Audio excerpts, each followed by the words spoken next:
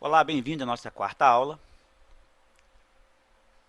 Eu disse para vocês na última aula que nós iríamos brincar um pouco com esse pórtico, né, o pórtico que foi criado aí na terceira aula, para verificar como os esforços no modelo eles se alteram à medida que a gente mexe com a configuração dos elementos aí. Se eu rotulo a ligação, se eu tiro a placa de base e coloco uma placa rotulada, se eu giro o pilar, se eu não giro o pilar. Então vamos ver isso aí. Então o poste está aqui, igualzinho foi colocado na última aula. Lembrando que se nós pegarmos a deformação aqui, ó, ele apresenta uma deformação aqui em x, neste ponto, de 2,35. Neste ponto aqui apresenta uma deformação também de 2,35. Tem essas reações aqui no apoio. Só que este pilar, da forma que ele foi colocado aqui, observe aqui no desenho, ó, ele foi colocado com essa dimensão D que está aqui, ó, no sentido de x aqui, ó. Este é o default do F2. A dimensão D aqui, ó, a altura que está aqui, ó, nesse sentido, ela está sempre na direção x que está aqui, ó. Se eu inverter o pilar, vindo essa ferramenta que está vendo aqui, ó, rotate, olha lá, ó. Se eu inverter aqui o pilar, ele girou o pilar para mim. Então ele passou a colocar essa dimensão B aqui, ó, no sentido de x aqui. Vamos ver aqui no desenho aqui a diferença, olha. Uma coisa é isso aqui, ó. Uma coisa, eu aplicar a força, olha o pilar aqui, a força está sendo aplicada aqui, ó. Essa parte rachurada aqui, ó, é a mesa do perfil. Essa parte branca aqui é a alma. E aqui é a outra mesa. Então eu fiz a ligação dessa viga com o pilar através da mesa do perfil aqui.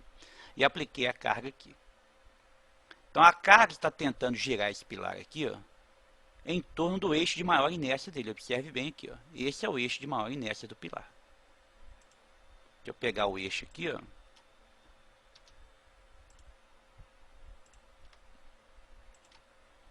Esse eixo que eu coloquei aqui, ó, é o eixo de maior inércia do pilar. Então a carga está tentando girar o pilar em torno do eixo de maior inércia. Se eu virar esse pilar, veja bem, ó, eu posso fazer isso aqui, ó. Se eu virar o pilar, aqui passa a ser a mesa do pilar, e a minha viga está ligada à alma do pilar. Posso fazer isso fisicamente lá na obra? Posso. Posso fazer o projeto assim? Posso. Só que neste caso, veja bem, ó, a carga está sendo aplicada aqui, ó. Essa carga que está aqui, de 30, está sendo aplicada aqui. Tanto essa carga, quanto também os momentos transmitidos pela viga. Só que agora o eixo que está rodando aqui não é mais o eixo de maior inércia, é o eixo de menor inércia do pilar. É este eixo aqui, ó. Ora, se eu estou tentando girar o pilar em torno do eixo de menor inércia, né, eu vou ter uma maior facilidade em fazer o giro do que se eu tentar girar o pilar em torno do eixo de maior inércia. Lembrando que inércia é uma mola. Né? Se eu tenho maior inércia, eu tenho uma mola muito mais forte. Se eu tenho menor inércia, eu tenho uma mola muito mais fraca. Então é mais fácil girar o pilar em torno deste eixo aqui do que em torno deste eixo aqui. Então, se a inércia do pilar aqui é maior, a tendência do pilar é absorver maiores momentos. Se a inércia do pilar aqui é menor, a tendência do pilar é absorver menores momentos.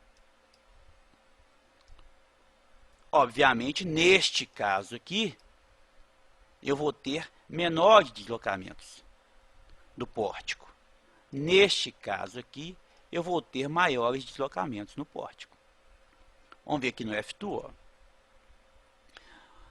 Nós vimos que o deslocamento do pórtico com o pilar, nesse sentido aqui, ó, ou seja, com a carga aplicada, tentando fazer o pilar rodar em torno do eixo de maior inércia, eu tinha um deslocamento aqui em torno de 3,3 centímetros. Vamos girar o pilar aqui, ó. Girei o pilar, ó. estou trabalhando com uma inércia menor aqui, ó. Olha como a inércia aqui diminuiu bastante, ó.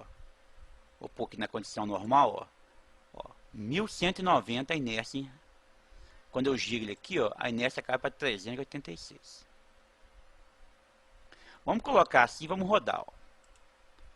Olha, rodei. Vamos pegar agora o deslocamento em X aqui, ó. Olha o que aconteceu. O deslocamento em X agora foi para 6,92 centímetros. Aumentou muito o deslocamento. Aqui, ó. O deslocamento em X, 6,82 centímetros. Ou seja, então, comprovou aí a minha tese de que quando eu giro o pilar e ponho o pilar aqui com a força sendo aplicada em torno do eixo de menor inércia, né, acontece que o deslocamento é maior. E é claro, isso vai acontecer sempre. Né. Neste caso aqui, o ideal mesmo é trabalhar com o pilar nessa posição que está aqui. Ó. Porque nessa posição que está aqui eu tenho menores deslocamentos. Vamos observar agora os esforços. Vamos girar o pilar de novo. Vamos colocar o pilar aqui na posição... Vamos voltar ele para a posição normal dele aqui. Ó. Vamos ver aqui os momentos fletores. Ó. Momento fletor. Naviga 216 no meio do vão. E no pilar aqui, ó, o momento máximo aqui de 52 kN aqui. Ó. Vamos girar o pilar. Vamos girar o pilar e vamos rodar. Momento. Olha o que aconteceu. Ó.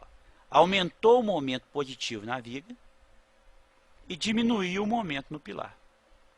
Ou seja, se a mola é menor, a capacidade de absorver, de puxar para si o esforço também é menor. Então o momento no pilar também diminui. Diminui o momento no pilar, mas aumenta o momento fletor aqui na viga. Veja que a viga está caminhando para o valor do momento fletor máximo para uma viga biapoiada com a carga concentrada. Lembrando que o momento aqui acho que era 247. Né? Vamos fazer a conta aqui para a gente lembrar quanto que era. Era 150 vezes 6,5 dividido por 4. Este é o momento fletor da viga. Né? Se os dois vínculos dela, tanto o esquerdo quanto o direito, foram perfeitamente rotulados. Observe que agora, quando eu giro o pilar aqui, ó, já estou trabalhando com um momento em torno de 233. Porque ainda há um momento negativo, o pilar, mesmo em torno do eixo de menor inércia, ele é capaz de absorver um certo momento. A ligação ainda é uma ligação engastada, aqui, ó, transmite o momento. Então, o momento fletor aqui na viga diminui. Ok? Tranquilo. Vamos voltar. Então, já vimos qual é o comportamento do pilar, girando o pilar. E vamos fazer agora o seguinte, vamos rotular a placa de base. Vamos rotular a placa de base aqui e analisar como ficam os esforços com a placa de base rotulada. Vamos voltar aqui, vou pilar a posição que ele estava. E vamos simplesmente rodar aqui, vamos mudar aqui o vínculo. Ó. Vamos colocar aqui uma rótula e aqui uma rótula. Eu venho aqui, condições de suporte. E aplico uma rótula dos dois lados. Vamos ver o que vai acontecer. Quando eu peço aqui os momentos, observe que o momento agora na rótula é zero. Obviamente, se eu tenho rótula dos dois lados, eu não vou ter momento sendo transferido para a fundação. Mas esse momento foi para algum lugar, né, gente? Ele tem que ser equilibrado no poste em algum lugar. Olha para onde que ele veio aqui, ó. Veio para a ligação, ó, da viga com o pilar. Observe que essa foi a pior situação até agora para a ligação. Ó. Se a viga é rotulada, o momento aqui é zero. Situação ótima para ligação. Se eu giro o pilar em torno do eixo de menor inércia, né, com o momento em torno do eixo de menor inércia, aqui vai para 36. Se eu coloco o pilar na posição normal e engasto a base, vai para 52. Mas se eu rotular as duas bases, vai para 74 aqui. Ó. Ou seja, todo o esforço está sendo absorvido, né, nesse cantinho aqui do pilar, aqui, ó, nessa ligação entre a viga e o pilar. Isso não é uma situação muito boa para dimensionamento de estrutura metálica, não, porque eu acabo transferindo muito esforço para uma ligação metálica, e a ligação é um ponto muito frágil da estrutura. Né? Essa não seria a melhor situação para a gente trabalhar aí. Ok? Vamos voltar aqui então. Estamos só analisando os esforços, né? Em situações diferentes para o pórtico. Vamos voltar aqui a estrutura para engastada.